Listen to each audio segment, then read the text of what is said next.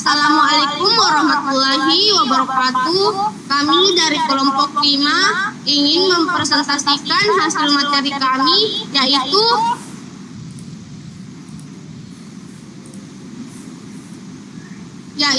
evaluasi layanan BPJS TK Mobile dengan menggunakan domain deliver, service, and support berdasarkan framework COVID-5, studi kasus BPJS Ketenagakerjaan cabang Mataram. Yang dari kelompok yang pertama ada Mutmainnah, yang kedua ada Novianti Dewi, saya sendiri, dan yang ketiga ada Reni Lempanti Boyong. Dan materi yang pertama akan dibacakan oleh Mutmainnah. Yang pertama itu adalah evaluasi. Evaluasi adalah suatu kegiatan penelitian yang sistematis mencangkup pemberian nilai, atribut, apresiasi, pengenalan masalah, dan pemberian solusi untuk menentukan apakah suatu sistem atau nilai bekerja dengan seharusnya dan memiliki manfaat dan nilai yang diharapkan, sehingga informasi yang dihasilkan dapat digunakan untuk menentukan alternatif yang tepat dalam mengambil sebuah keputusan dan kebijakan bagi decision maker. Kemudian, tata kelola TI atau IT. Menurut Institut 2007, tata kelola teknologi informasi adalah pertanggungjawaban Dewan Direksi dan Manajemen Eksekutif. Jadi, tata kelola TI merupakan bagian dari tata kelola perusahaan dan yang terdiri dari kepemimpinan dan struktur organisasi serta prosesnya yang digunakan untuk memastikan bahwa TI atau IT perusahaan memelihara dan memperluas strategis dan saran perusahaan. COVID-5 merupakan sebuah kerangka menyeluruh yang dapat membantu perusahaan dalam mencapai tujuannya untuk tata kelola dan manajemen TI. Perusahaan COVID-5 memungkinkan TI untuk dikelola dan diatur. Kemudian, terdapat 5 prinsip kunci dalam COVID-5 seperti gambar berikut ini. Yang pertama, meeting stakeholder needs, yaitu memenuhi kebutuhan stakeholder. Yang kedua, cover the enterprise end-to-end, yaitu melingkupi seluruh perusahaan. Yang ketiga, applying a single interact framework, yaitu menerapkan suatu kerangka tunggal yang terintegrasi. Keempat, enabling a hosting approach, yaitu menggunakan sebuah pendekatan yang menyeluruh. Yang kelima, spreading governance from management, yaitu pemisahan tata kelola dari manajemen. Yang kemudian, gambar area kunci tata kelola dan manajemen COVID-5. Gambar di samping menjelaskan bahwa dalam COVID-5 terdapat pemisahan antara proses tata kelola dan proses manajemen. ISAKA 2012. Yang pertama, governance menjamin kebutuhan stakeholder, kondisi-kondisi dan pilihan-pilihan selalu dievaluasi untuk menentukan tujuan perusahaan yang seimbang dan disepakati untuk dicapai. Manajemen bertugas untuk merencanakan, membangun, menjalankan, dan memantau aktivitas dalam rangka penyelarasan dengan arah perusahaan yang telah ditentukan oleh badan pengelola atau tata kelola. Slide selanjutnya akan dibacakan oleh Novianti.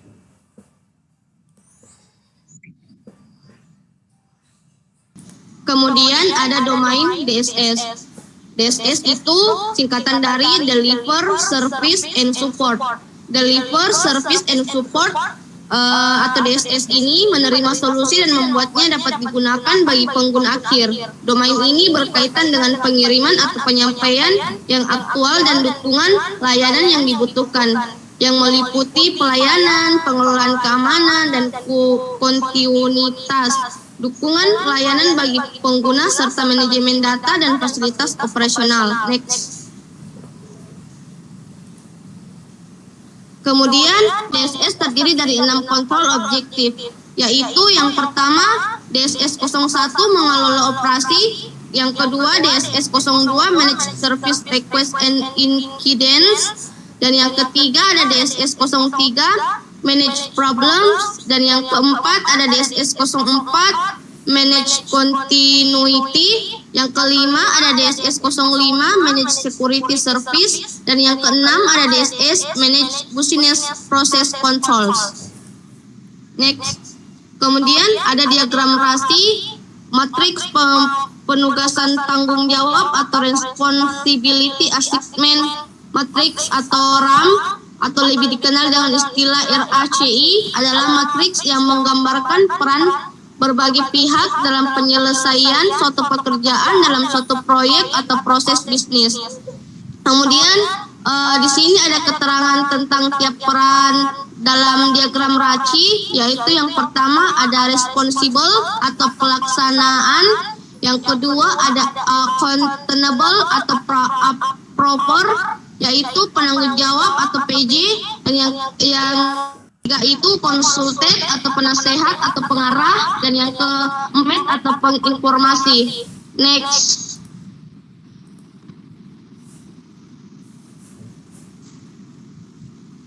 Nah, kemudian ada perhitungan RACI chart, respon konsioner berjumlah 3 orang yang terdiri dari bagian-bagian yang bersangkutan dengan penelitian yang sesuai dengan domain DSS responden yang terdiri dari yang pertama bagian penata madya TI atau IT, yang kedua ada kepala bagian keuangan dan TI atau IT, yang ketiga ada kepala cabang.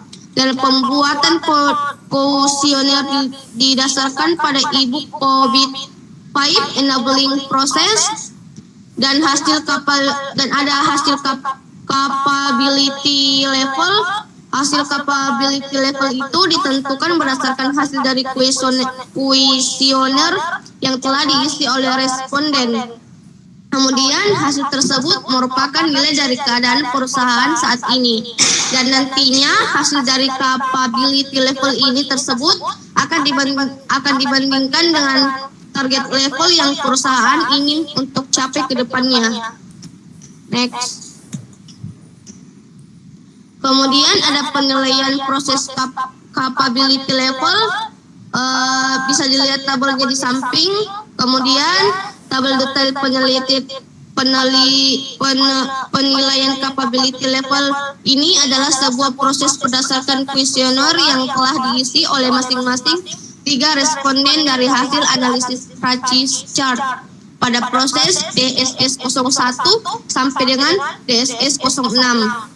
Kemudian responden yang pertama itu ada kepala bagian keuangan dan IT yang berkompeten dengan mengisi kuesioner pada proses DSS 01, DSS 02, DSS 03, DSS 04, dan DSS 05. Kemudian responden yang kedua itu yaitu penata madya IT yang berkompeten dalam mengisi kuesioner pada proses DSS 02 dan DSS 01. Kemudian yang ketiga ada responden yang ketiga yaitu kepala cabang yang berkompeten dalam mengisi kuesioner pada proses DSS 06. Materi yang selanjutnya akan dibacakan oleh Reni Lempanti Boyong. Analisis gap. Gap analisis adalah perbandingan kinerja aktual dengan kinerja potensial atau yang diharapkan berdasarkan hasil evaluasi yang dilakukan di BPJS Ketenagakerjaan Cabang Mataram dengan menggunakan framework COVID-5 pada domain DSS. Nah, gambaran umum rekomendasi keseluruhan proses yang disusun agar bisa mencapai level target adalah sebagai berikut. Yang pertama, membuat penerapan pengukuran layanan yang harus dipenuhi dalam tiap proses bisnis untuk terjaminnya BPJSTK Mobile berjalan dengan baik. Yang kedua, membuat sistem monitoring dan evaluasi yang tepat terhadap proses bisnis untuk mengoptimalkan keberlangsungan BPJSTK Mobile. Yang ketiga, membuat dokumentasi atau laporan mengenai keseluruhan hasil proses yang berlangsung dan juga pelanggaran yang terjadi sebagai bahan evaluasi dan pengembangan keberlanjutannya. Dan yang terakhir, membuat dan menjaga dengan baik pendokumentasian informasi yang dapat meningkatkan atau menjaga keberlangsungan jalannya layanan BPJS-TK Mobile. Next. Rekomendasi. Rekomendasi dibuat berdasarkan hasil kuesioner, wawancara, dan analisis best practice pada setiap subdomain. Next. Rekomendasi dibagi menjadi 6, yaitu yang pertama, rekomendasi DSS 01. Rekomendasi ini untuk mencapai level target yang diinginkan yaitu level 3, maka yang perlu dilakukan adalah melakukan analisis perangkat IT untuk mencegah ancaman yang timbul dari tindakan manusia seperti pencurian, bahaya, korsleting, dan lain-lain. Yang kedua, rekomendasi DSS 02. Nah, untuk mencapai level target yang diinginkan yaitu level 3, maka yang perlu dilakukan adalah melakukan pertemuan rutin guna membahas layanan permintaan dan layanan insiden yang terjadi. Yang ketiga, rekomendasi DSS 03. Nah, untuk mencapai level target yang diinginkan yaitu level 2, maka yang perlu dilakukan adalah melakukan pemantauan terhadap kinerja penyelesaian masalah yang ditentukan. Next. Rekomendasi DSS 04. Untuk mencapai level target yang diinginkan yaitu level 2, maka yang perlu dilakukan adalah mengukur kesesuaian kebijakan yang dibuat dalam keberlangsungan proses bisnis. Yang kelima, rekomendasi DSS 05. Untuk mencapai level target yang diinginkan yaitu level 2, maka yang perlu dilakukan adalah membuat aturan tertulis mengenai keamanan konektivitas dan perangkat endpoint, atau misalnya laptop, server, perangkat mobile, atau software. Dan yang terakhir, rekomendasi DSS 06. Untuk mencapai level target yang diinginkan yaitu level 2, maka yang perlu dilakukan adalah menetapkan ukuran-ukuran goal dari proses bisnis, mendokumentasikan dan dievaluasikan. Next. Nah, kesimpulan yang dapat diambil adalah berdasarkan hasil penelitian dan analisis yang dilakukan pada layanan BPJS-TK Mobile di BPJS Ketenagakerjaan Cabang Mataram, maka dapat diambil kesimpulan sebagai berikut. Yang pertama, evaluasi dilakukan menggunakan kerangka kerja framework COVID-5 dan menggunakan domain DSS atau Delivery, Service, and Support yang dipilih karena sistem telah direncanakan atau diplan, telah dibangun build, dan sekarang sedang dijalankan atau run.